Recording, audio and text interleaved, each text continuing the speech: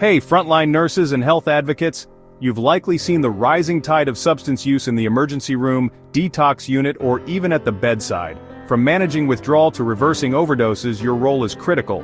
Today, we're diving into substance use disorders. How to spot withdrawal, act fast in overdose, and care with empathy every step of the way. Substance use disorders, or SUDs, involve compulsive use of substances despite harmful consequences and, each class of drugs affects the body differently. Common substances include alcohol, which is a central nervous system depressant and, it slows everything down. Opioids bind to mu receptors, reducing pain and triggering euphoria. Stimulants like cocaine and methamphetamines heighten central nervous system activity, causing agitation and hypertension.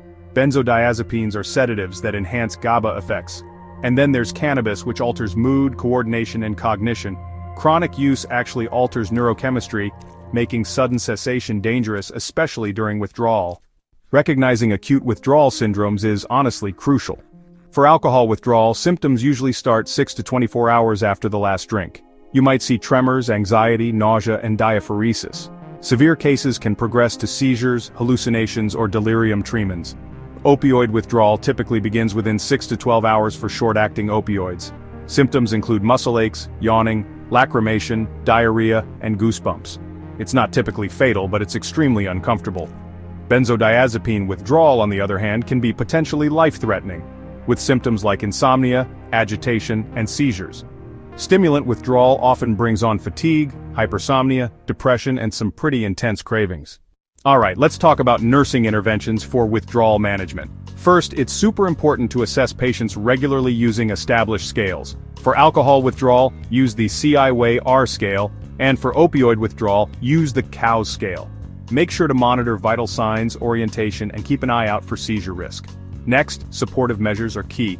Rehydrate patients with intravenous fluids, provide a calm and low-stimuli environment, and administer medications as needed.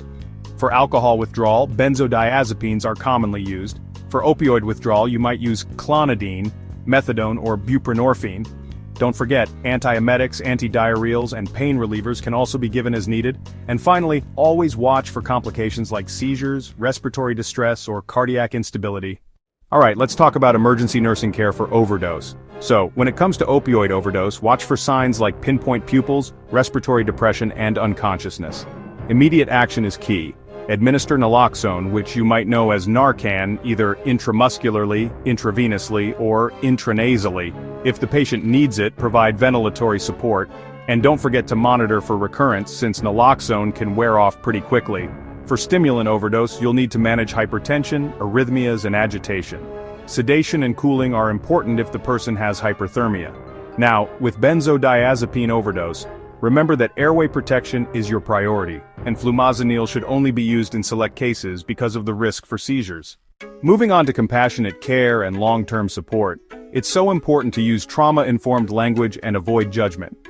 Take the time to educate your patients about relapse prevention and medication-assisted treatment, or MAT. Make those referrals to detox, inpatient, or outpatient programs as needed. Also, involve social work, case management, and peer recovery coaches whenever possible. And above all, empower your patients with hope, not shame. Here's the bottom line: treat the body, but always respect the person. Substance use disorders are complex, chronic conditions. Nurses really do save lives in crisis and help patients rebuild during recovery. Your care truly matters, from withdrawal all the way to healing. Hey, have you supported patients through withdrawal or overdose? Let us know what's worked for you in the comments. And don't forget to like, subscribe, and follow for more addiction nursing education. Because healing really does begin with understanding.